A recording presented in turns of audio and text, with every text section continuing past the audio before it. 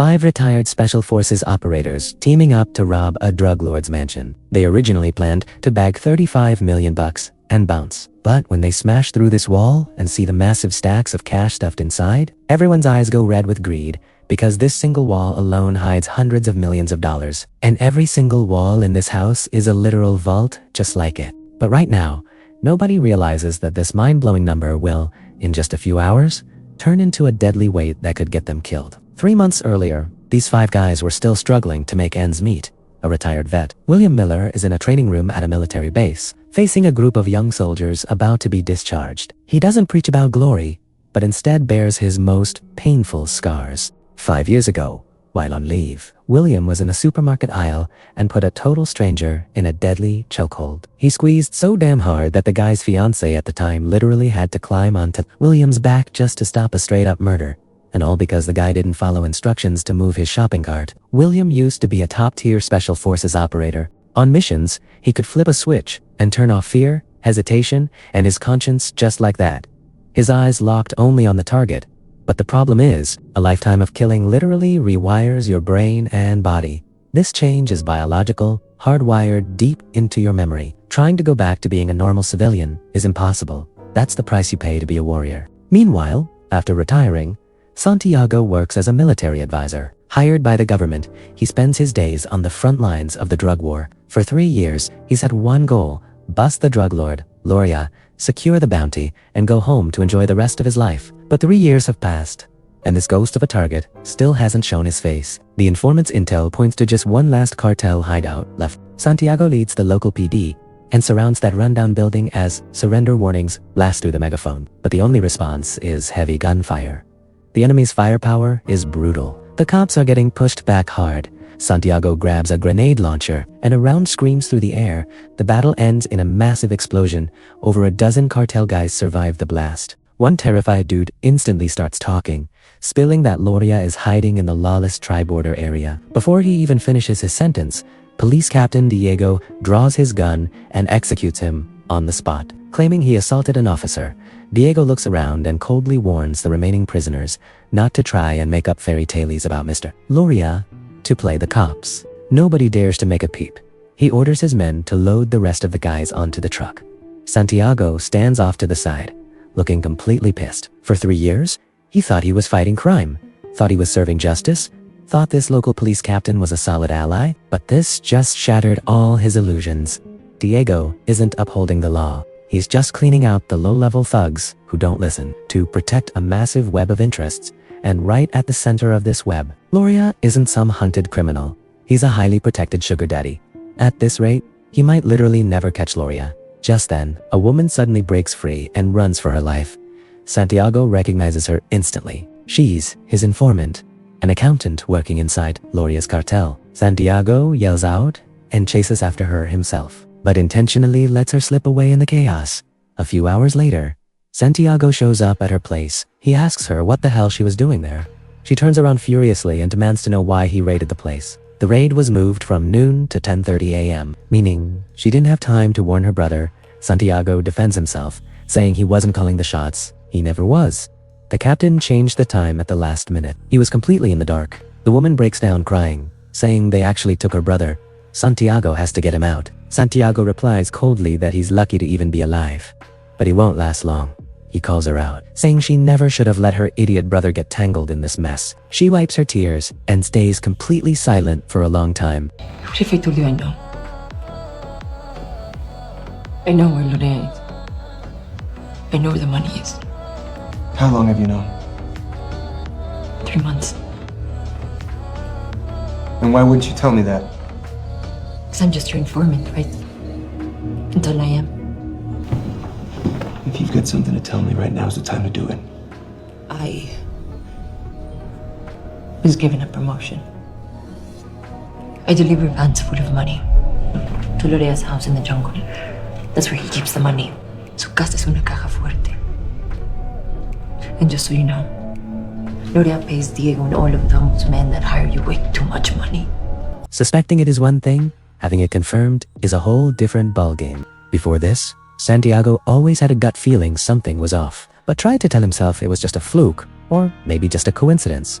But now, hearing the truth straight from an insider. The sheer humiliation of being played for 3 years is impossible to ignore anymore. The woman finally speaks up. Maybe now he can finally do something that actually matters. In that moment, Santiago sees a glimmer of hope. Inside that jungle house, they aren't just hiding, it's the finish line of a 3-year manhunt. 3 years of humiliation, 3 years of dead ends. 3 years of pure rage from being played like an absolute fool. It can all be settled right there, except he doesn't realize the cost of this OP is going to be way heavier than he thinks. A few weeks later, Santiago heads back to the States at a different military base. William Miller is there, standing in front of a group of soon-to-be veterans, giving a speech. He tells these young guys that the government invested a ton of time, money, and training into them. Over the next few weeks, private military companies are gonna blow up their phones, tempting them to use their skills for corporate gigs. William admits he's been tempted by the exact same BS, but what he really wants to say is, there's absolutely zero feeling that compares to crushing a mission with the American flag on your shoulder, that pure, hardcore sense of pride. After the speech wraps up, Santiago is waiting for him outside. As the two old brothers-in-arms hug, Santiago jokes around that William is still keeping tally of his speeches, and this marks number 173. William just shrugs. Old habits die hard. After catching up a bit, Santiago brings up the text he sent. William confirms he got it, but doesn't give a straight answer, instead asking who else Santiago hit up. Santiago stresses that he came to him first, which makes William feel genuinely valued. William thinks for a sec, then drops his condition. If they can pull in their captain, Tom Davis, he's in. Santiago is a little caught off guard and asks if Tom would even be down for it. William's response carries a hint of guilt. He feels like they owe Tom an opportunity. Plus, complex ops like this are always harder than they seem. They need the absolute best captain. This isn't just about tactical planning. It's also about a sense of duty to an old brother. They've all heard about Tom's rough life post-retirement inside a Florida condo. Tom Davis totally blows another sales pitch. Santiago waits for the client to walk away before stepping up. He can see the exhaustion hiding right behind his old buddy's smile. While they're shooting the breeze, Tom mentions it's been years since they caught up. Figuring Santiago was lost out in the jungle and basically turned into a local, Santiago apologizes for going Mia all these years, then asks about Tom and his ex-wife, Molly. Tom just brushes it off, saying this kind of stuff was bound to happen. That overly calm vibe perfectly exposes how broken he is inside. Santiago cuts right to the chase, dropping bait with a base pay of 17 grand, stressing that it's just a few weeks of recon consulting with no direct combat required. Tom's knee-jerk reaction is to say no, saying he's already retired, but his tone isn't firm. It's just pure exhaustion. When Santiago drops that the target is Loria, Tom shoots back. Hasn't he been hunting that guy for years? Santiago admits he could never track him down, but now they finally have a solid lead. Tom keeps pushing back, explaining that nowadays, these private military contractor gigs are everywhere, way more than before. Someone even tried to recruit him for Africa recently, but he just can't do it, because after the divorce, he's got 2 households to float. There's some real heavy pain hiding in those words. It's not that he doesn't want to go, he's just totally trapped by reality. Santiago isn't giving up. He pitches this op as having massive upside potential. Santiago begs Tom to at least look at the files. Tom hesitates, and ultimately doesn't shoot it down directly, instead changing the subject. Asking Santiago if he wants to catch a local boxing match, this dodge is exactly the green light showing he's cracking. After Tom drives Santiago to drop his daughter off, he spills the beans on his first-year realtor salary, which was also a measly 17 grand. If someone had told him back then that he'd ever turn down a job paying 17 grand a week, he would have called its BSA on them. Santiago seizes the moment to press harder. He emphasizes that 17 grand is just the scout fee, and if they pull the trigger on the actual aid, the payout will blow that number out of the water. He says he's already cut a deal with the South American agency. 25% of the seized cash goes straight to them, and according to the estimates, Loria is sitting on over 75 million bucks in cash. Tom repeats it in absolute shock. 75 million, Santiago confirms. Yup, Tom's brain kicks into overdrive. If that cash is actually there, how the hell are they gonna grab it? This is serious business.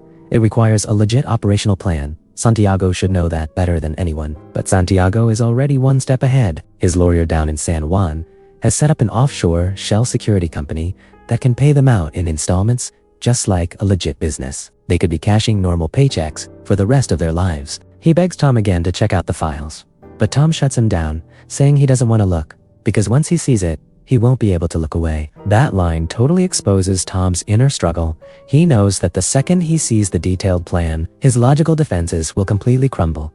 Tom finally hits him with $1 million question. This op is totally illegal, right?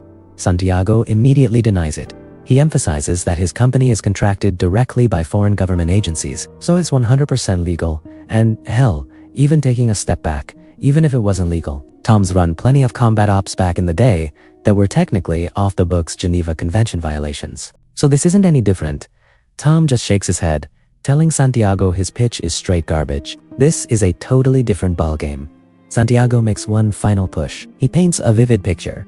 Tom keeps pushing condos, while he keeps grinding it out in South America until their knees give out. Tom suggests Santiago can totally run this OP without him. Just go do the score himself. Santiago admits he definitely could, but he doesn't want to. He drops the ultimate reality check.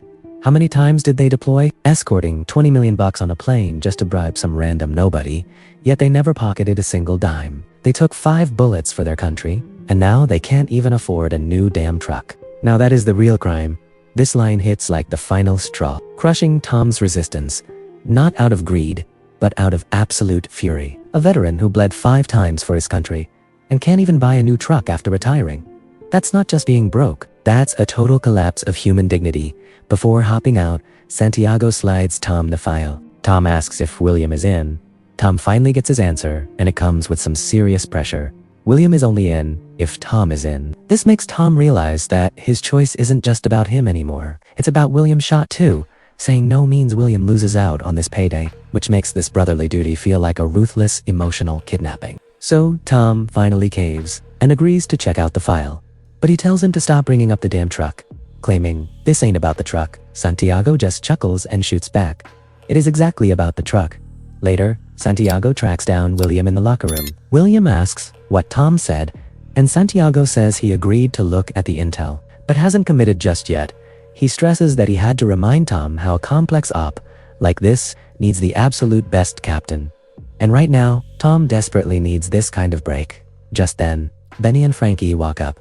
Benny Miller, William's little brother, is young, hot-headed, and currently fighting in the MMA cages down in Florida. Frankie, calcined catfish, is the absolute best pilot on the team. After catching up a bit, Santiago makes sure they got his text. Frankie is definitely the most hesitant. He's got a newborn baby, and his girlfriend hates him doing this kind of shit. Santiago points out that this opportunity could permanently change his and his kid's life, prompting Frankie to smile bitterly and spill the truth. He lost his pilot's license after getting busted with cocaine, but Santiago doesn't give a damn about a piece of paper. There's no military oversight down in South America. He just needs a pilot he can trust. When Frankie keeps trying to back out, Santiago switches up his angle, emphasizing that Loria is destroying that country. They get to take out a major bad guy while basically stepping on a winning lottery ticket with their cowboy boots. This is the kind of jackpot everyone prays for, but never gets. Right then, it's Benny's time to step into the ring. Out in the hallway, Frankie asks William what he's thinking, and William's answer is dead simple. If Tom's in, he's in. Santiago turns to Benny and asks if he's riding with them. Benny answers without missing a beat. Hell yeah! After Benny gets in the ring, Tom finishes dropping off his daughter and rushes to the venue. He looked over the file and admits the plan is pretty solid. Santiago says thanks. Then Tom points out that the only thing missing from this setup is the entry plan. Santiago explains he's already got the passports and visas squared away. They'll pose as electrical grid consultants to breeze through immigration. And once they cross the border, since that country hasn't rolled out facial recognition cameras yet, they'll just be straight up ghosts. They won't leave a single trace behind. Santiago asks Tom what his final call is. I'm in for the recce if you guys are. You sure? Yeah, just the recce though, no live fire. Tom nods and agrees, saying it's a go. But despite making the call, a flash of conflicted emotion crosses his eyes. He knows better than anyone that once they step into that jungle, plans always go to shit the second they hit reality. Santiago turns around, where Frankie is waiting for his answer. Frankie lets out a massive sigh and asks when they're rolling out.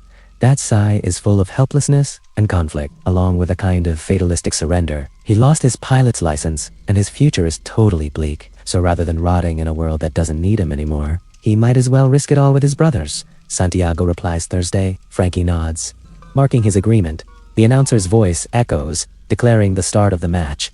The bell rings. But what's really starting isn't this boxing match. It's the countdown of destiny for all 5 guys.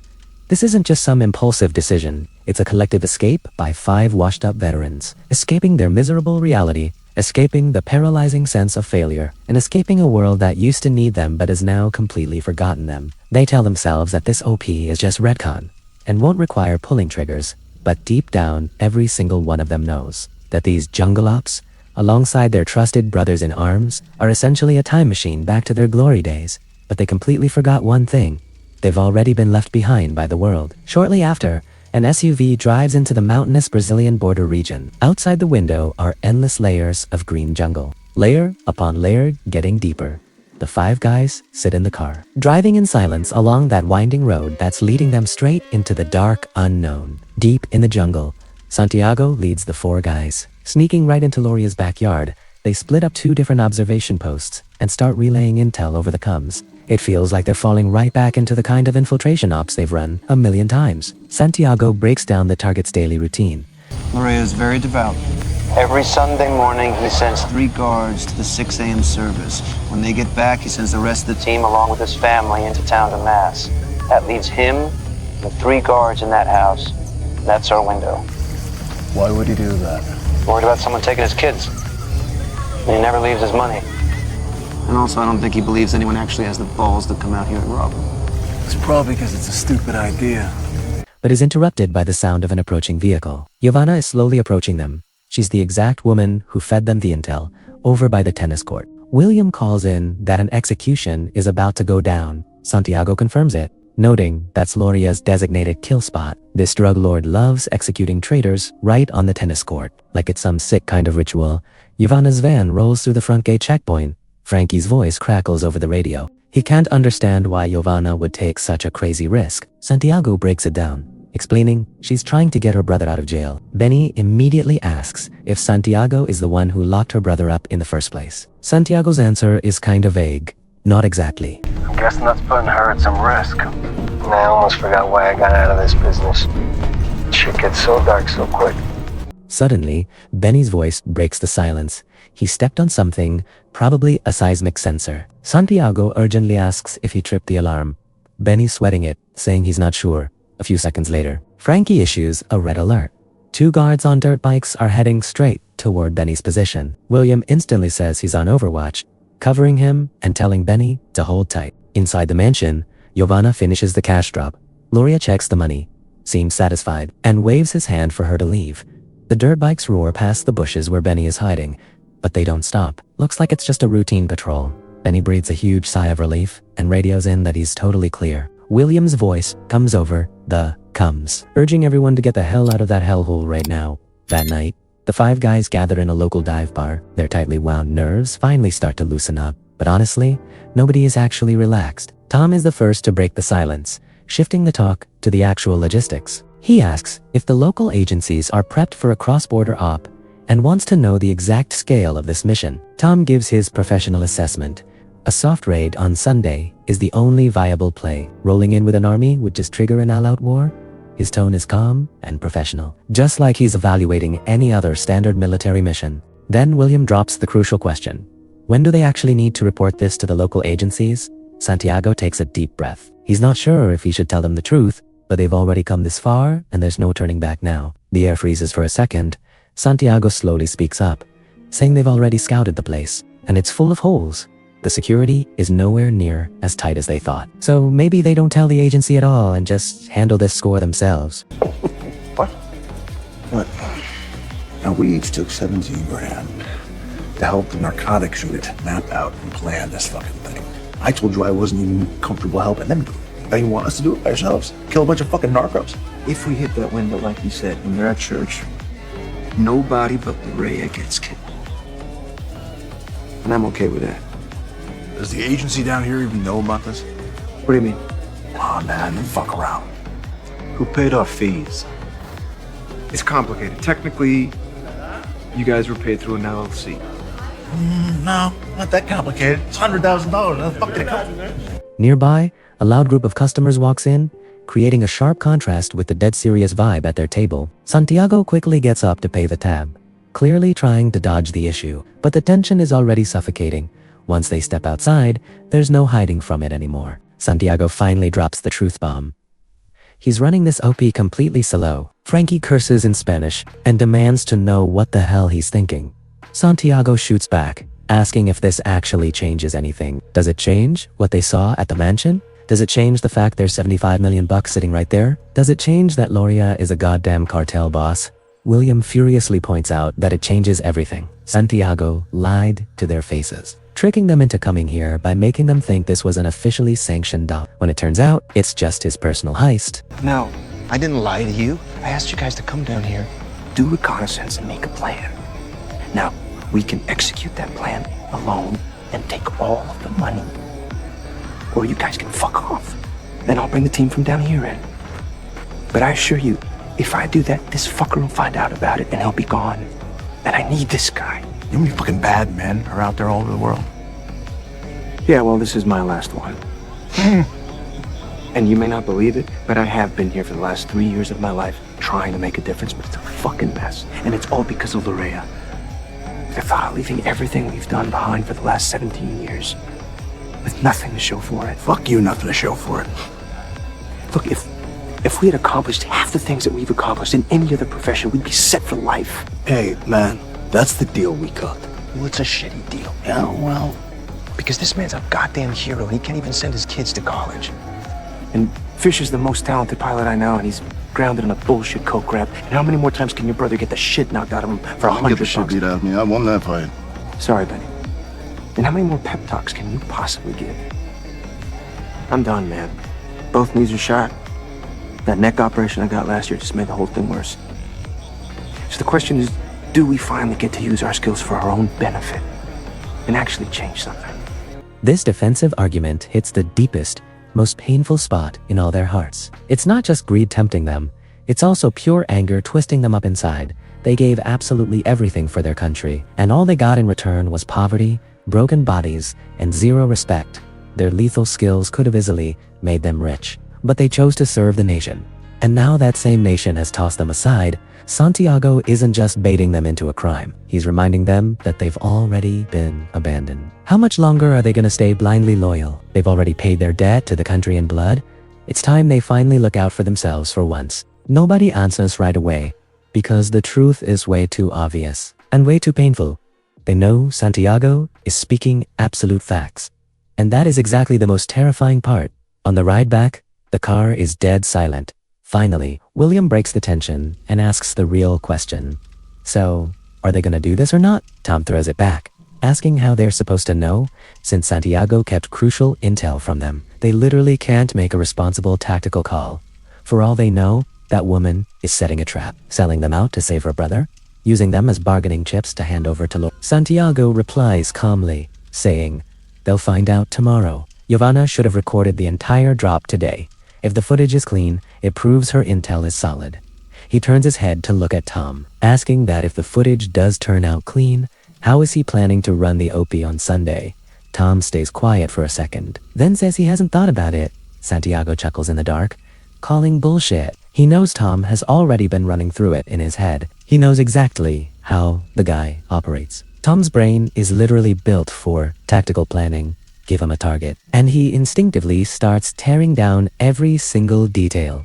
Tom goes silent for another moment. Then, like he's finally giving in, starts slowly laying it out. For the first pop, you'd have 40 minutes to get in, get the job done, and get out before the family comes home from church. That's a hard out. You need to breach the fence, sweep the premises, find and subdue the guards, scrub the hard drives in the security room, get rid of Lorea, find the money, pack the money into 1,800-pound bags, and then hoof it half a mile to the nearest vehicle. There's only two ways out. Through a fence in the front, or over the mountain we came down. I'm too old for that. We need to use one of the vans. There are two vans in the courtyard. But if the family uses those vans to go to church, then we got nothing. So we need another van. Can your girl work that out? I can ask her. You still got your aviation guy down here?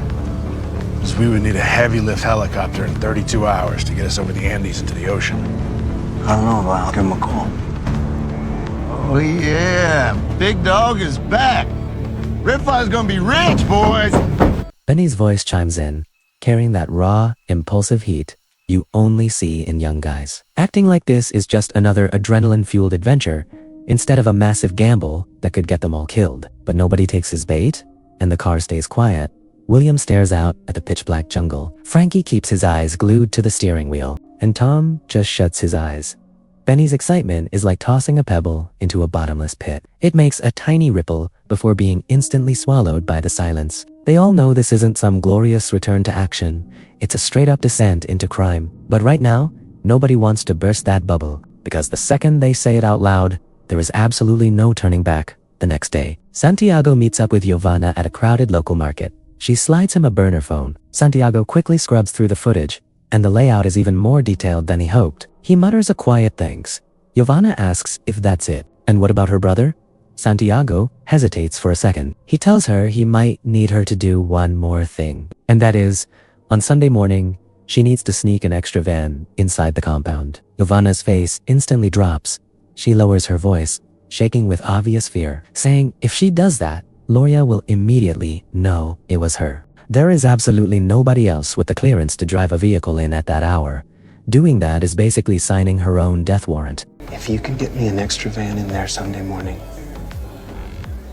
I will get you and your brother out of the country with new papers and money. How much? $2 million. 2 million. Yes. And you'll only have a couple hours to get my brother. I'll find a way. But I need that van inside those gates. Giovanna stays totally silent for a long time. The bustling market is loud as hell, but it's like she can't hear a single thing. She's making a literal life or death decision, and she only has seconds to make the call. Finally, she sighs and gives a slight nod, saying fine, she'll get the van. But she also knows full well that if things go sideways after the if they don't get the hell out of this country for good, her brother is a dead man. Gloria's revenge won't show a single ounce of mercy. Santiago promises that he'll get them out safely and that he'll absolutely keep his word. Giovanna nods, but there's zero trust in her eyes. Only the pure desperation of a gambler pushing all their chips in on the last hand. She knows she's betting her life on this. She knows Santiago probably can't even back up those promises. And that $2 million sounds like an absolute fairy tale. But she has no other choice. Her brother could be killed in that prison at any second, and she won't last much longer in this country either. Gloria will come for her sooner or later. So rather than just sitting around waiting to die, she might as well roll the dice. Even a 1 in 10,000 chance is better than 0. Later on, Santiago takes the crew to the docks inside a shipping container. He shows off their weapons and gear, which were all sourced completely locally. Every single gun, every bullet, down to every last toothpick, is from the local area. The whole point is to pin this entire OP on a rival local cartel. He asks who was doubting that woman again, because not only is she getting them the extra van, she also scored this footage. As the video plays, Gloria shows up on screen, and the walls behind him are absolutely stacked with cash. Santiago smugly points it out, telling them to look at what's behind him. It looks like money, looks like about $35 million. The vibe in the room instantly shifts. Those eyes that were holding on to a little doubt earlier are now glued to that tiny screen, locked right onto those stacks of cash. 35 million, maybe even more. This isn't just some hypothetical number anymore. It's real, physical wealth sitting right there. Tom immediately asks if the helicopter situation is locked down. William replies that he contacted the guy who said if Tom brings 3 million to the designated spot, he'll come pick them up. So now they've got the chopper, they've got the van. Gloria is locked inside that house, and the cash is right there with him. Every single piece of the puzzle is in place. Tom takes a deep breath and asks for a minute to think it over. After the guys step back, Tom walks off to the side, and Santiago follows right behind him. Tom says that if Santiago pulled this kind of stunt while on active duty, he would have thrown his ass in a court. Santiago knows Tom is struggling with this. He suggests they all grab dinner tonight, get completely wasted on his dime, and then tomorrow morning, everybody goes home, acting like none of this ever happened. But if they pass up this final chance to walk away tonight, there is no turning back. Tom lets out a bitter laugh and says, fuck it. He doesn't even know how the hell he ended up in this kind of situation. His pension is almost dried up, and Molly's income isn't nearly enough to keep 2 households afloat. He can't even sell a damned condo. The only thing he can really do is try to take care of his daughter, to make sure she doesn't suffer too much because her parents got divorced. What he needs isn't just money. Sure, money solves a lot of problems, but what he really needs is that specific moment. Yeah, I understand that. Look, I miss this. It's like they take your best 20 years, spit you out. Yeah. I just can't stop thinking about the mistakes. What mistakes? Fuck, man. All of them. Didn't get better when you got out? No. The only thing that made it feel better is when I put a gun in my hand. So I guess that's what we'll do. What he needs isn't just money. Sure, money solves a lot of problems, but what he really needs is that specific moment when the weight of that cash fills his hands and he finally feels like his old self again. Capable, valuable, and actually needed, his post-retirement life has turned him into a helpless husband and a bankrupt father. But when his hands are wrapped around a rifle, he can finally feel alive again. Santiago doesn't say a word, just gives a nod. He gets it, because he's in the exact same boat. As night falls, the five guys sit around together. They're running through the final mission briefing.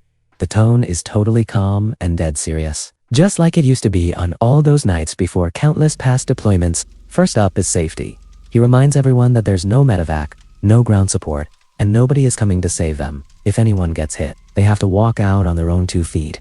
Everyone's got a med kit in their pack, so know exactly where it is and how to use it. The second and most important point, once they cross that line, they can never go back to a normal life. Don't kid yourselves. What they're about to do is a straight-up crime. They aren't wearing the flag on their shoulders anymore, and no matter how much they try to justify it, it doesn't change the facts. Even if everything goes perfectly, they're still committing murder and armed robbery. They need to own up to the fact that they are ditching almost every oath they ever swore. The air in the room completely freezes. Those words cut like a knife, ripping open the ugly truth they've been dodging this whole time. They are not on a mission. They are not serving their country. And they are not out here serving justice. They're just a bunch of desperate veterans about to kill people and steal their cash. He moves on to the third point. If Gloria's family doesn't go to church, or if they come home early, the OP is instantly aborted. A hard abort. They aren't here for his family. The women and kids are totally innocent and shouldn't get caught up in this bloodbath. Finally, Tom looks around the room and softens his voice. It's still not too late to walk away. They already fulfilled their contract with Santiago and got the scout money they were owed. If anybody wants to back out right now, they can leave, and nobody's gonna hold it against them. But they have to make that call right now, because once they roll out, there is no turning back. He finishes talking, and nobody moves an inch, because they've all already made up their minds. All those oaths, all that honor, and all that loyalty basically mean nothing when you're staring down the barrel of poverty and absolute desperation. Tom announces they're rolling out at 3 a.m. The rain is absolutely pouring down, smashing against the jungle leaves and making a heavy, rhythmic sound. The five guys, fully geared up, spread out across the observation posts around the compound. They're waiting for the family to leave, just waiting for that perfect time window to open up. Tom whispers over the comms, telling them to count exactly how many people get in the cars shortly after. 7 getting in the van. Anybody see Lorea? Negative. I never saw him come out. The wife and 2 kids are in with a single driver. Families left the building.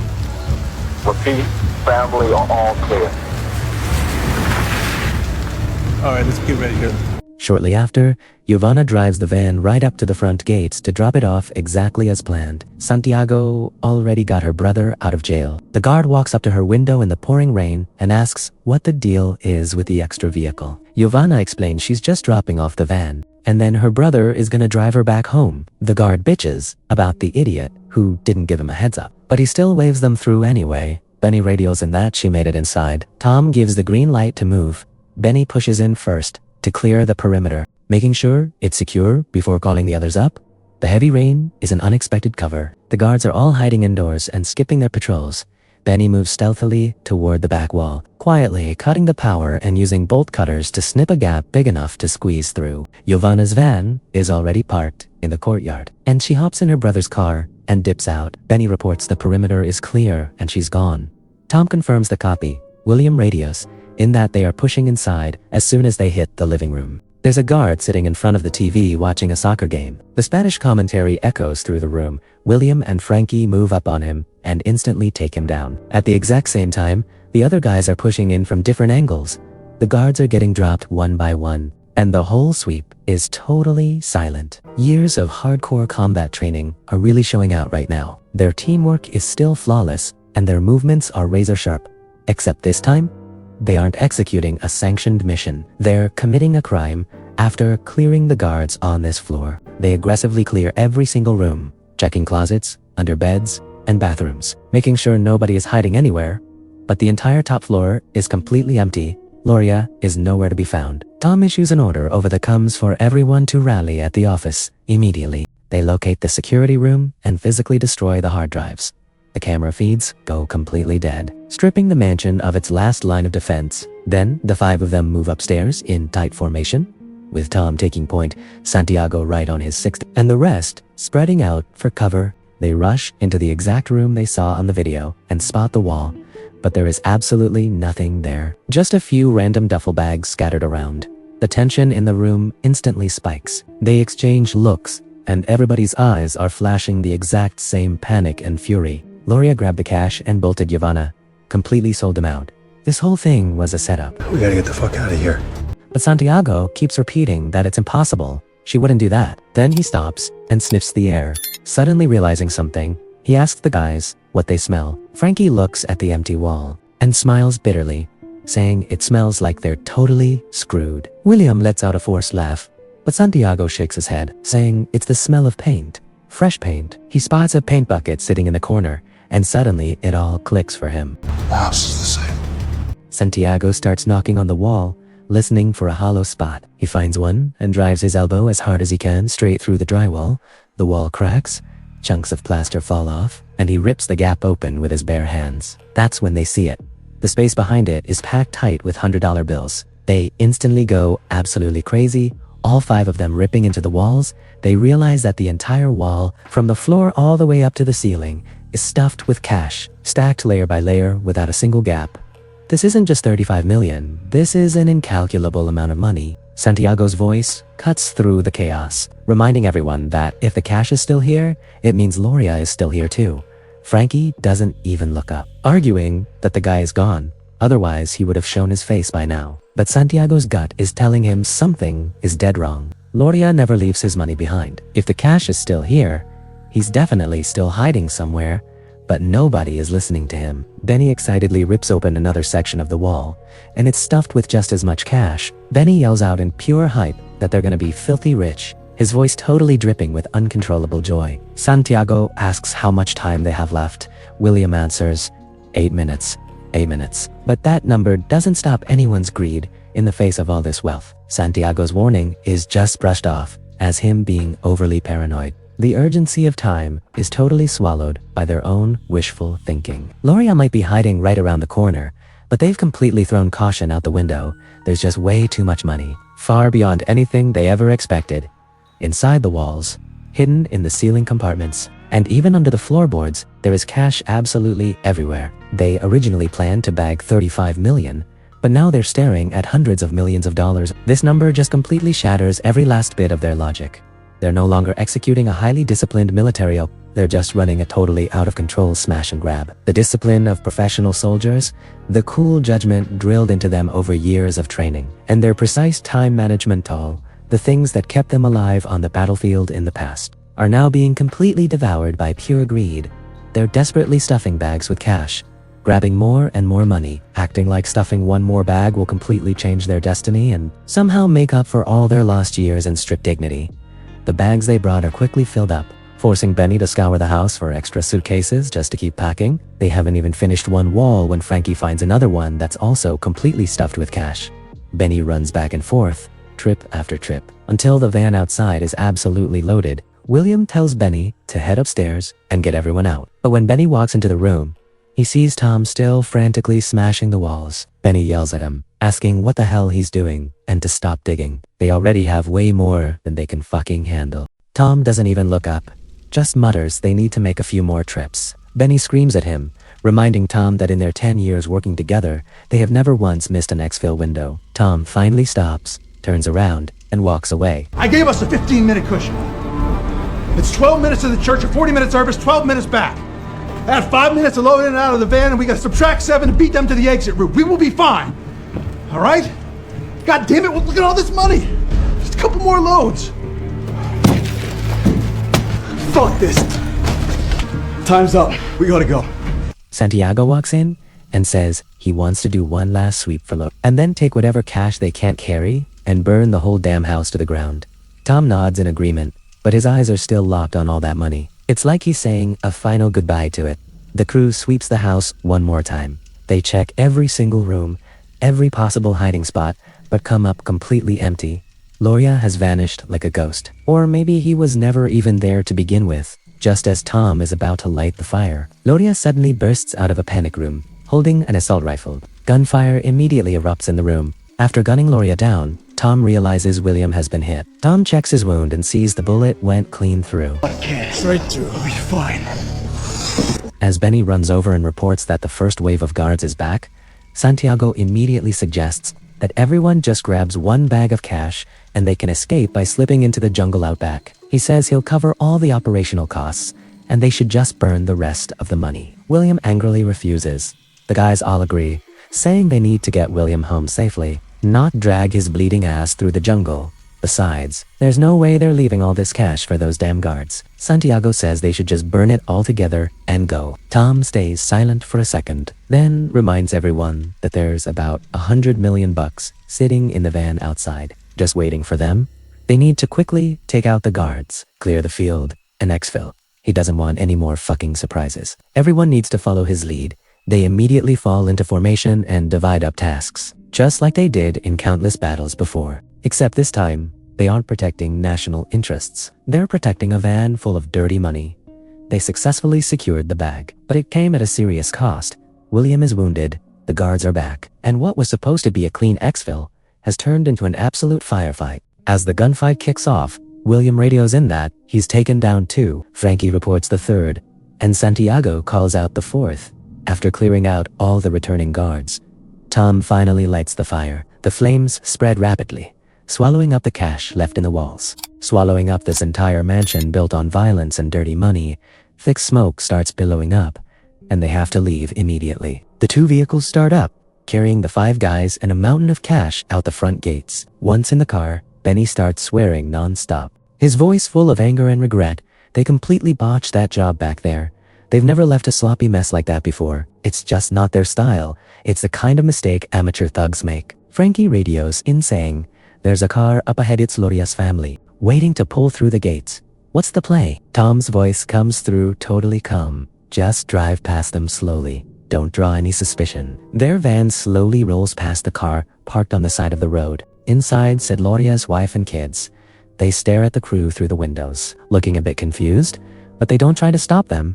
A few seconds later, the van disappears around the bend of the mountain road, but the woman and kids still have no idea that their husband and father is lying dead right behind them. Shortly after leaving the burning mansion, they arrive at the designated rally point. Giovanna and her brother are already there waiting. They immediately start unloading and weighing the bags.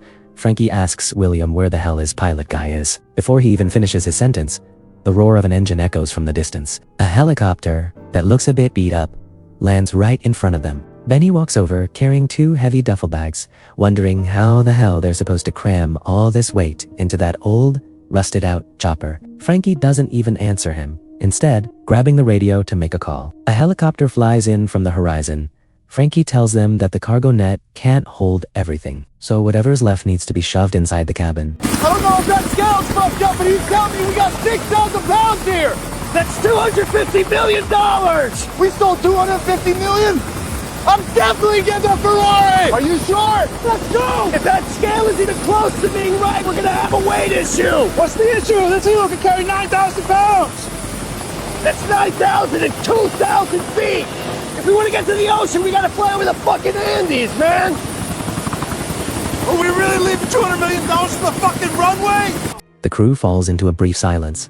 Everyone stares at the bags of cash, their brains running through intense calculations and fierce internal struggles. As the pilot, Frankie knows better than anyone what going over the weight limit means, but he also knows that leaving a single bag behind means all the insane risks they just took would lose their meaning. Ultimately, Frankie compromises. He figures the chopper should still be able to take off. Tom turns to Santiago and asks, "What about Giovanna and her brother? The bird is already way over the weight limit. Adding 2 more bodies is only gonna make things worse. Santiago immediately steps up, saying he promised to get them across the border into Peru, and he has to keep his word. Giovanna risked her life to help them out. And now Loria's men have definitely figured out she flipped. If they leave her here, she and her brother are dead. Tom doesn't say another word. The helicopter rotors start spinning faster and faster. Frankie pulls back on the stick, and the overloaded chopper struggles off the ground, flying into the distance. As night falls, the helicopter lands near the Peruvian border in an open clearing. After the siblings step off the chopper, Santiago hands Giovanna a backpack stuffed with $3 million in cash, along with 2 tickets to Australia and sorted out visas. He gives her detailed instructions, telling her to stop by a shipping company on the way to the airport to forward a few boxers to a hotel in Sydney. That's where the rest of his money is.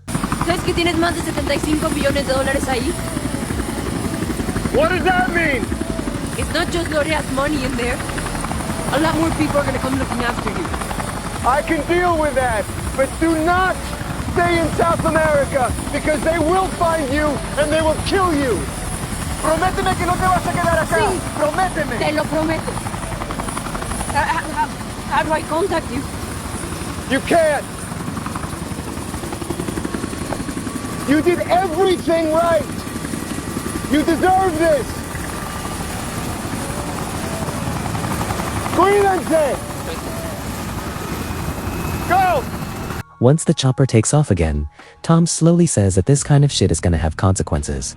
They all know what they should have done. Santiago doesn't respond, but everybody knows exactly what Tom means. The rest of the guys in the cabin get it too, to guarantee their absolute safety. They should have killed Giovanna to silence her, but that's a line they just weren't willing to cross. William mutters that doing that would be the point of no return. Once they clip a truly innocent person, they completely turn into the exact scumbags they used to hunt down. But letting her walk away means someone out there will always know their secret. Will $3 million and a plane ticket be enough to buy her permanent silence? Nobody knows for sure. It's just a gamble they chose to take, trading a lingering, uncertain threat to hang on to the last tiny shred of their humanity. The chopper cuts through the night sky, flying straight toward the ocean. When dawn breaks, the towering Andes Mountains emerge on the horizon. The snow-capped peaks glisten in the morning light. Santiago asks Frankie if they can clear the ridge. Frankie's answer is short and blunt. I don't know. The engines roar, screaming from being massively overloaded. The chopper desperately tries to climb, but it's gaining altitude painfully slow. Frankie mutters under his breath, trying to coax the helicopter like he's talking to an exhausted racehorse. But ultimately, it's just not enough. It's way too heavy. They aren't gonna make it over. The mountain peak is right in front of them, but they can't climb even 1 more damn meter. This means they have to drop some of the cash or risk being permanently buried in these mountains. They start chucking bags of money right out of the cabin. After dropping a dozen bags, the chopper finally starts climbing again. Come on.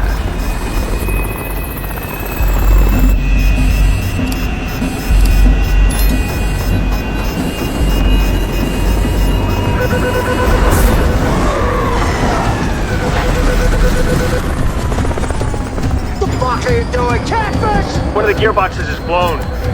What? I don't want to go into a spin.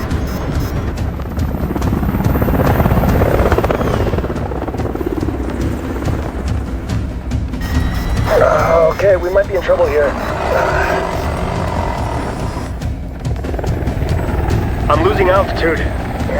We should land. We should land now. Crash land here, we all die. Frankie has to turn around and find a flat spot to land, but the cargo net swinging underneath makes landing incredibly dangerous. He yells that if they drop the money, they might not die. Benny crawls to the door and yanks the release lever, but the cargo hook is jammed tight.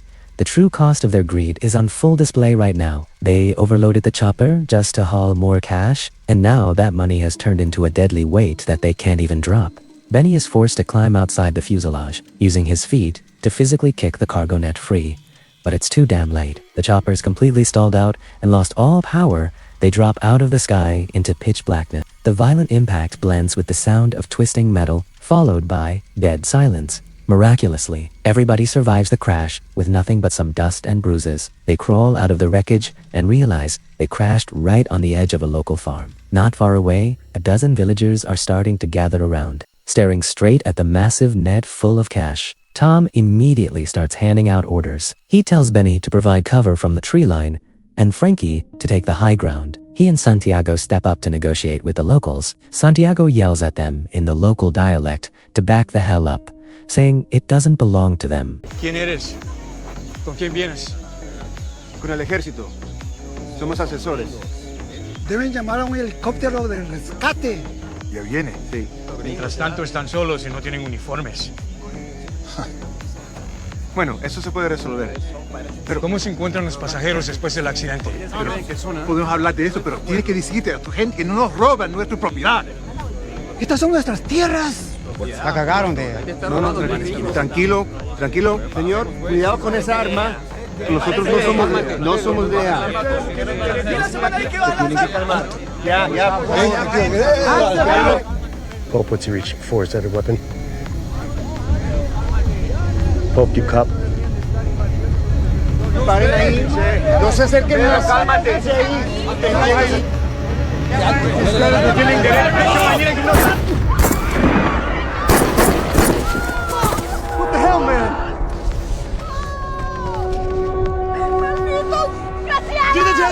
Santiago freezes for a second, then screams at everybody to step back. He tells them they just need some horses or mules, and then they leave without hurting anybody.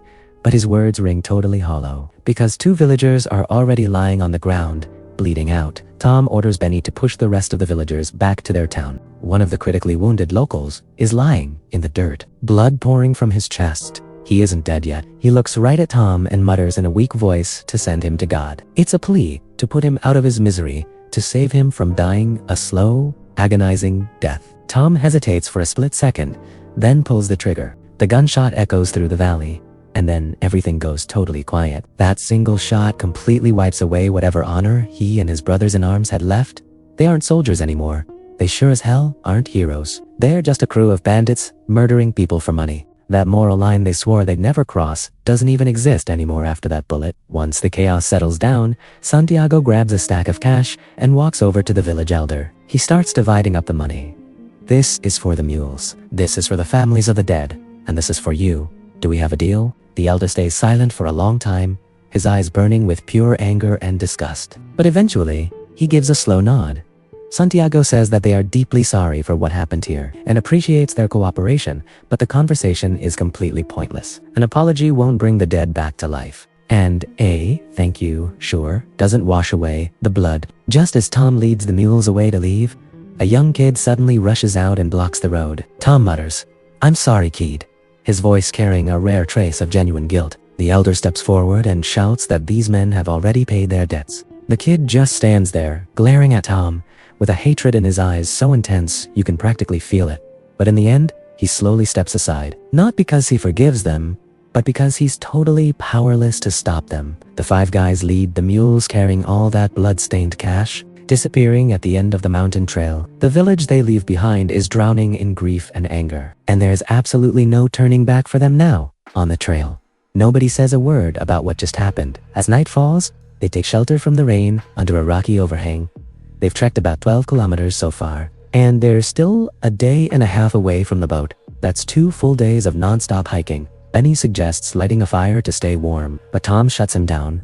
Loria's men are definitely still tracking them, so lighting a fire would totally give away their position. They just have to freeze through the night. A heavy silence hangs over the crew. Benny looks at the absolute mess they're in right now and sighs, saying they are basically dancing with the devil. Frankie smiles bitterly and corrects him, saying that back on the plane they were already dancing, but right now they're straight up sleeping with him. Everyone lets out an exhausted laugh, but the laughter quickly fades away into the sound of the pouring rain. Benny asks about William's wound. William claims he's doing fine, but his voice completely gives away his suppressed pain.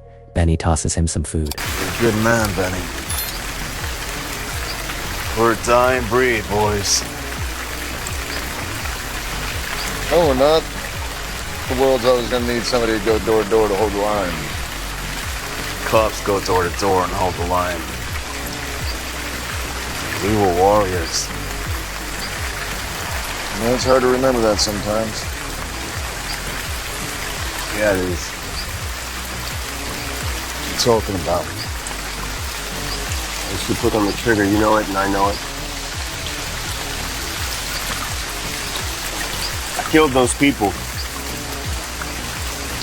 No, you didn't. We all did. That statement makes everyone go dead silent. They all made the decision to come here together. They all greedily stuffed those bags with cash together. They crashed because they overloaded the chopper together, and they faced those villagers together. When that fatal gunshot rang out, the guilt became entirely collective, making it just as inseparable as the money they carry. There is no shifting the blame. The rain keeps coming down, hitting the rocks with a steady, rhythmic sound. The five guys huddle together in the pitch black, carrying their wounds, their pure exhaustion, and an inescapable sense of guilt, just waiting for dawn to break, waiting to continue their run, and waiting for a finish line they aren't even sure they'll reach. The next day, they keep pushing forward, cutting through a dense bamboo forest, wading across a freezing river, and hiking along an ancient smuggler's trail, trekking through the rugged mountain terrain. The mountain path is incredibly steep, and the mules struggle to find their footing on the loose gravel. Suddenly, one of the mules loses its footing and slips right over the edge of the cliff, taking the bags of cash packed on its back straight down into the abyss. Frankie curses out loud, but Benny actually starts laughing. It's that nervous, unhinged laugh you get when you're under way too much pressure. Santiago furiously asks him what the hell is so funny, saying that was a living, breathing animal. That could have been any one of us who went over. You worry about the fucking donkey? You know, you need to get your shit straight here, man. What? Me? Yeah, you. You point fingers at me? You're the whole reason we're in this fucking mess. Oh, how the fuck is that? Yeah, you had to grab every single dollar you could get your hands on, didn't you? You could have gotten Loretta 2 months ago. We didn't need to be here. Exhaustion, fear, and guilt. These emotions have been building up over the last 2 days, and they finally find an outlet to explode right here. They desperately need someone to point the finger at. They need to pin the blame on somebody, just so they can lighten the heavy burden on their own conscience. But every single one of them knows the real culprit isn't just one guy, it's the pure greed inside all of them. After the argument dies down, the crew keeps moving. After hiking for a few more hours, the terrain gets even more treacherous. They hit a massive, steep slope covered in huge boulders. The mules can't make it up, so the five of them have to unload the cash bags and haul them up inch by inch using ropes. Santiago is gasping for air, saying that if they can just get over this ridge, the rest of the way is completely downhill. When the final bag is dragged up to the top, everyone just collapses onto the ground. Santiago suddenly speaks up, admitting he feels what he said earlier about taking the blame was out of line. He didn't mean it like that, and tells Tom not to take it to heart. Tom shakes his head, saying that what happened is entirely on him. He's the one who pulled the trigger on that villager, and there's no changing that fact. Santiago insists that he played a part in it too. They all did. Things just played out the way they did. Tom repeats it. Yeah, things just played out. Then he mocks himself, admitting that he's being a bit of an asshole right now. Santiago laughs, but it's a really bitter laugh, full of resignation and some weird kind of relief. The guilt belongs to all of them, and if there's any chance of redemption left, they're gonna have to find it together. Night falls once again, and the mountain air is freezing to the bone. They still refuse to build a fire, terrified of exposing their position. The five of them huddle behind a rock, shivering uncontrollably. William complains that he's practically freezing to death and strongly demands a fire. Tom insists they have to tough it out and can't risk it, but Benny doesn't give a damn about the rules anymore. He pulls out a $100 bill and lights it up with his lighter. Dude, what the fuck are you doing?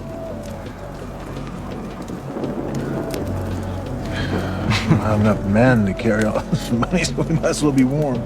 They grab a whole bag of cash and dump it straight into the fire, carrying this crazy sense of cathartic release. But the laughter fades out quickly, and all five guys fall back into silence. The firelight flickers across their faces, as every single one of them wonders if any of this was actually worth it. Nobody can answer that question, because there probably never was an answer, carrying this crazy sense of cathartic release. But the laughter fades out quickly, and all five guys fall back into silence. The firelight flickers across their faces as every single one of them wonders if any of this was actually worth it. Nobody can answer that question, because there probably never was an answer. Maybe their fate was already sealed the exact night they made that fatal decision to go through with this. The fire keeps burning, giving off a very distinct smell of ink and paper, along with some indescribably ironic scent. It's the smell of wealth turning straight to ash, the smell of dreams completely burning to the ground. The next day, they keep moving forward when suddenly a gunshot shatters the silence. A bullet hits the rock next to them, sending debris flying. The trackers have caught up. The five of them instantly dive behind cover, and Tom immediately starts handing out orders. He tells Santiago to flank up the trail, and Frankie to push around the right side, Realizing nobody else is coming up from below, Tom loops around the back. Gunfire echoes through the valley and Tom manages to drop one of the trackers, but the shot draws out another guy. Tom hears the footsteps and spins around, but he's a split second too late. A shot rings out and his body violently jerks backward. Santiago instantly drops the shooter, and Benny is the first one to react. He sprints over and drops to his knees next to Tom, grabbing hold of his torso. He screams Tom's name over and over again, his voice cracking from anger into total desperation before completely breaking down into tears. Santiago stands just a few feet away, completely frozen, in shock. He stares at Tom's lifeless body, looks at Benny's blood-soaked hands, and stares into those eyes that will never close. He knows this is his fault. He knows he dragged everybody into this. William rushes over, crouches down, and checks Tom's wound, but just one look is all it takes to know he's gone. Benny is still crying, desperately screaming Tom's name, but William reaches out and grips his shoulder, his voice hoarse but completely steady. Wrap him up. We gotta keep moving. What the fuck are you talking about? You're a heartless son of a bitch! It was your little fire. They got him fucking killed! Santiago finally speaks the brutal truth. It wasn't the fire that gave away their position. The kid who shot Tom was from the village.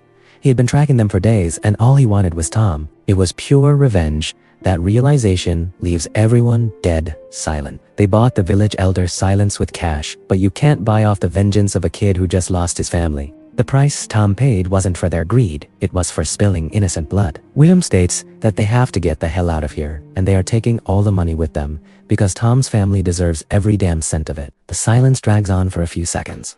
Nobody objects, but nobody agrees either. Finally, William just repeats himself. Wrap him up. They carry his body, and they keep moving, hauling a dead man and the cash they traded his life for. Benny starts singing a military cadence, an old airborne ranger song. A mother cries for her son, a father cries for his boy, a daughter cries for her dad. The song echoes through the valley, sounding raw and completely devastating. But Tom isn't dying on a battlefield or giving his life for his country. He died on a mountain in a foreign land for a bunch of stolen cash, getting killed by a kid who was just avenging his dad. He's not getting a flag-draped coffin. He's not getting any medals. And he's definitely not getting a 21-gun salute. His daughter will just be told her dad died in an accident overseas, and she will literally never know the truth. Finally, they spot the ocean, the deep blue water shimmering in the distance. That's the direction of freedom, and it's their finish line. How late are we to meet the guy with the boat? 5 days. Jesus. You think he's still there? I can't see shit. We need to get one of us down there. Benny volunteers to scout ahead after Santiago tells him the exact rendezvous point and what to watch out for. Benny takes off hiking down the mountain alone to track down the boat that might have already left. The other 3 guys stay back and wait, guarding Tom's body and the money that cost him his life. They've already lost way too much honor, innocence, and their brother, but they have to keep pushing because there's absolutely no going back now. Tom's death can't be for nothing. That cash has to make it to his family. It's the literal last thing they can do for Tom, and the very last attempt to find some kind of meaning in everything they've done. But all the meaning is long gone, leaving nothing but pure exhaustion, grief, and bloodstains that will never wash off. The next day, Benny comes sprinting back, completely out of breath. The boat is still there. He paid the captain half the cash to keep him waiting, but the situation in town is absolutely messed up. Loria's remaining crew organized a hit squad, and they're actively hunting them. William asks how many guys they're dealing with. Benny replies, there's about 2 or 3 legit professionals leading a crew of 20 heavily armed kids. William breaks it down, saying the next town is over 100 miles south, so the cartel definitely has every coastal town locked down. These guys are Loria's remnants, and they are absolutely not going to let this go. Santiago's reaction is dead simple. They just shoot their way through. Frankie is shocked. Shoot our way through? You mean wipe them all out?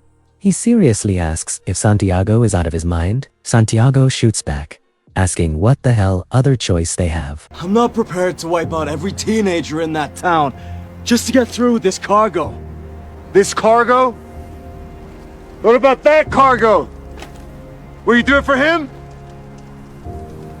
Tom died for this money, and we're not leaving this country without He it. didn't die for that money, he died because of it! That line hits like a knife, violently stabbing right through everyone's delusions. Tom didn't die a hero's death. He was just a casualty of pure greed. They came here for the money, they killed for the money, and now Tom has died for the money. It's a brutal reality check. but it's the absolute truth. Benny suggests that since they're dealing with kids, maybe they could just sneak the cash out under the cover of darkness. William shakes his head, saying they have over 100 bags. There is literally no way they can move all that quietly. Benny's telling us these are kids, man.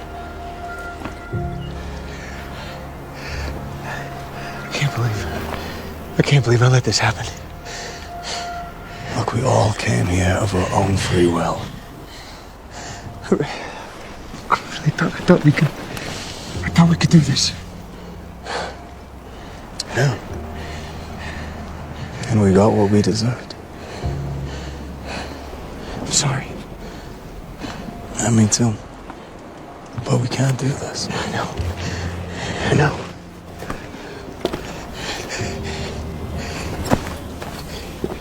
We can't just go through them. I don't know what I was saying. It's all right. We just gotta get Tom home. That's all that matters. How are we gonna do that? We keep carrying him down. We fill our day packs with whatever we can carry, and that's it. What do we do with the rest of them? So they just find a bottomless ravine and start chucking the cash down, bag by bag. Santiago points out that the snow will cover this spot up really quickly, so nobody is ever gonna see this money again. Frankie just says, good, they just dumped over $200 million. The exact cash they murdered for, got hunted for, and lost a brother for, is now permanently buried in a deep ravine in the snowy mountains. Every single bag that rolls off the edge represents them letting go of a piece of their greed. Killing a drug lord might have felt justified because he was evil, but killing that farmer already officially made them murderers. If they go and massacre a bunch of teenagers just to protect this money, they will cross the line and become complete monsters. And that is the absolute last line they are refusing to cross. It's nowhere near a victory, but at least it stops them from totally losing their souls. They pick up Tom's body and the last few backpacks of cash and keep hiking down the mountain. 4 guys, 1 dead body, and barely enough cash to call it a payday. That is the final, pathetic outcome of their incredibly ambitious heist. By nightfall, they finally make it down the mountain. William checks his watch, noting that they are running way behind schedule. Santiago tells Benny to go on ahead since the sun is about to come up, and they agree to link up at the cove in 30 minutes. When Benny hits the beach, he realizes that those fanatically loyal young guards, Loria's remaining forces, have already locked this whole place down into an inescapable trap. Benny quietly slips into the water and swims toward the boat in the distance. When he finally climbs aboard, he sees the captain is still there. Using his broken Spanish, he pays off the captain to keep waiting. Meanwhile, William and the guys are carrying Tom's body, carefully creeping up to the edge of the town. Suddenly, they spot a car parked on the side of the road ahead. They instantly snap into combat mode, drawing their weapons and slowly closing the distance. When they're less than 10 meters out, the headlights suddenly flash on, and a teenager aims a gun right at them. Demanding they put their hands up, Santiago slowly lowers his weapon, trying to talk down the nervous kid. But the kid is following strict orders and grabs his radio to call for backup. Mid-sentence, Santiago suddenly lunges forward and wrestles him down. Frankie jumps into the driver's seat and starts the engine. Santiago doesn't hurt the kid. Instead, he pulls a stack of cash from his pocket and shoves it into his hands. Un consejo. Relájate estos hombres. Come on, let's move. Vamos a tu casa. Vete. Vamos, Pope! The car hasn't gone far before the trackers catch up to them. William and Santiago instinctively get ready to draw their guns and return fire. But as the first pursuit vehicle gets closer, they see the people inside are just a bunch of teenagers, some of them barely even looking old enough to hold a gun. Santiago hesitates for a split second, but in that second, he remembers the 2 dead bodies back in the village and the look in that vengeful kid's eyes. He aims at the tires and pulls the trigger. More cars swarm in like a flood. Frankie is driving like a maniac on the narrow mountain road. He yells at Santiago to shoot back, or these kids are gonna kill them. But Santiago just keeps aiming for the tires, over and over again. He's crossed way too many lines already. He refuses to cross this absolute last one, slaughtering a bunch of kids. Even if these kids are holding guns, and even if they're actively trying to kill him, the car barrels toward the final steep slope, the engine absolutely screaming. The kids' gunfire flashes in the dawn light, but the pursuers are left behind in the dust, their bullets just harmlessly pinging off the chassis. Santiago takes a deep breath, aims at the tires of the very last pursuit car, and pulls the trigger.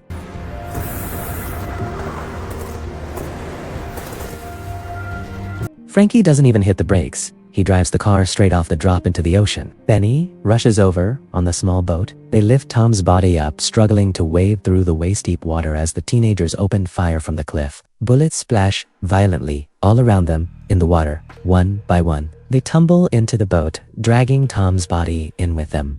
The boat speeds off into the open sea. They're finally leaving the coast and leaving those trackers behind, leaving the country where they lost absolutely everything.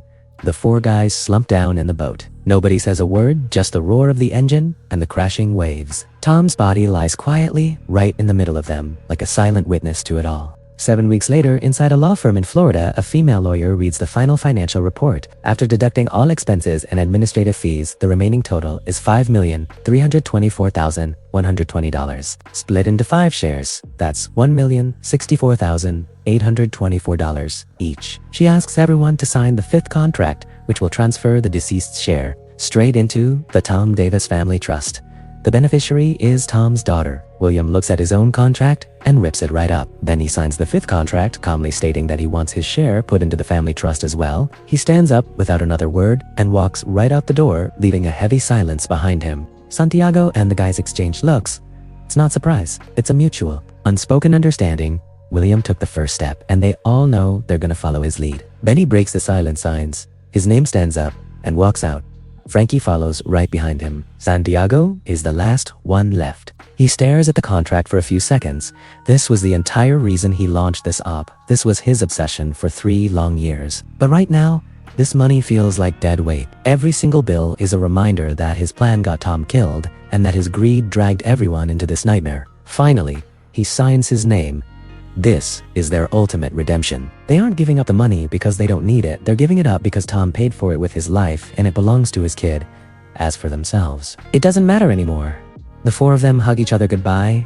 The title of the movie is Triple Frontier. It refers to the border between Brazil, Paraguay, and Argentina, a literal legal gray area, a chaotic zone where nobody is in charge. But this title carries a much deeper meaning.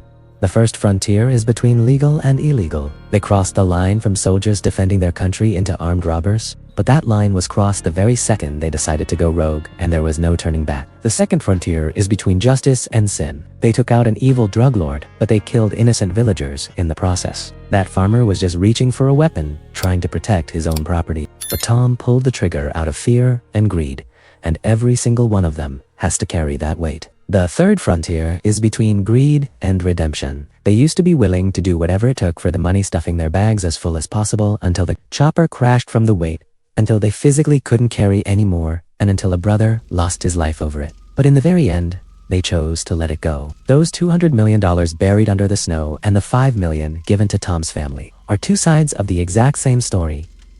The ultimate price of greed and the possibility of redemption. These men used to be the absolute best warriors, trained to be lethal killing machines, bleeding for their country, fighting for honor. And then they were tossed aside into a world that didn't really need them anymore, flat broke, covered in scars. And unable to even afford a new truck, they tried to take back what they felt they deserved in their own way, only to realize that some prices are just way too heavy. And some lines, once crossed, can never be Tom didn't die on that snowy mountain for the money, he died because of the money. That kid didn't pull the trigger for justice, he pulled it for his father. And the wealth they finally gave up at the end wasn't given up out of nobility, it was given up because they finally understood that money can't buy back honor. It can't buy back their innocence. It can't buy back Tom's life, and it sure as hell can't buy back who they used to be, somewhere out there in the triple frontier. $200 million is buried deep under the ice and snow, waiting for excavators who will never come. It stands as a tombstone for their greed, and as the ultimate proof of their humanity, because at least in the final moments, they didn't slaughter those kids for cash. At least in the very end, they remembered that they used to be soldiers, not monsters. And those 4 survivors will carry a secret for the rest of their lives, a dead brother, and an unanswerable question. If they were given one more chance, would they make the exact same choice? Maybe they would. Maybe they wouldn't, but they know for sure that this time, on the 3 borders of life, between greed and redemption, between turning into monsters and holding on to their humanity, they made the right call. It wasn't a victory, it was just survival.